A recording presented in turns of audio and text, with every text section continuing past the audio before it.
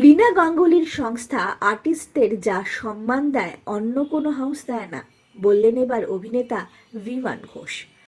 আপনাদের সবাইকে স্বাগত সিনে গসিপে। জনপ্রিয় অভিনেতা বিমান ঘোষ কাজ করেছেন রাহুলের সঙ্গে। রাহুলের চলে যাওয়াকে তিনিও মেনে নিতে পারছেন না। রাহুলের সঙ্গে কাটানো শেষ মুহূর্তের নানান স্মৃতি এখনো তার মনে।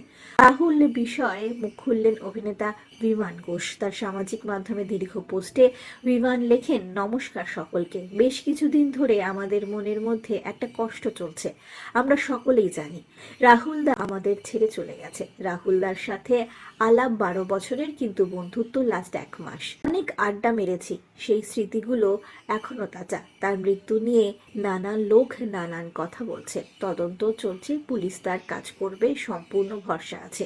কিন্তু বেশ কিছু জিনিস কয়েকদিন ধরে চোখে পড়ছে লীনা গাঙ্গুলি এবং ম্যাজিক মোমেন্টস প্রোডাকশন হাউসের ব্যাপারে।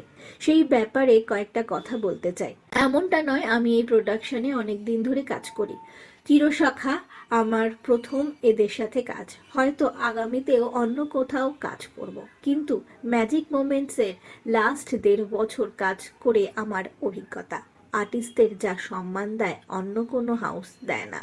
কমফর্ট জোন আছে বলেই সাবিত্রী চ্যাটার্জি ও মাধবী মুখার্জির মতো আর্টিস্টরা শুধু ম্যাজিক মোমেন্টসেই কাজ করে। লীনা গাঙ্গুলির সাথে কাজ করার জন্য সকলে উদ্বিগ থাকে। এই কথাগুলো না বললে নিজেকে কেমন দোষী দোষী লাগছিল। এখন আমরা সকলেই জানি ইন্ডাস্ট্রিতে কর্মবিরতি হবে আমাদেরই স্বার্থে, সেফটি সিকিউরিটি পারপাসে। এটা খুবই ভালো উদ্যোগ, আগেই নেওয়া উচিত ছিল। আশা করি ভবিষ্যতে এরকম অ্যাক্সিডেন্ট আর হবে না। আমরা প্রত্যেকেই রাহুলদার পরিবারের প্রতি সংবেদনশীল এবং সমব্যথী। আমরা হলাম সিনে গসিপ। জুড়ে থাকুন আমাদের সঙ্গে, সাবস্ক্রাইব করুন আমাদের এই ইউটিউব চ্যানেলটি।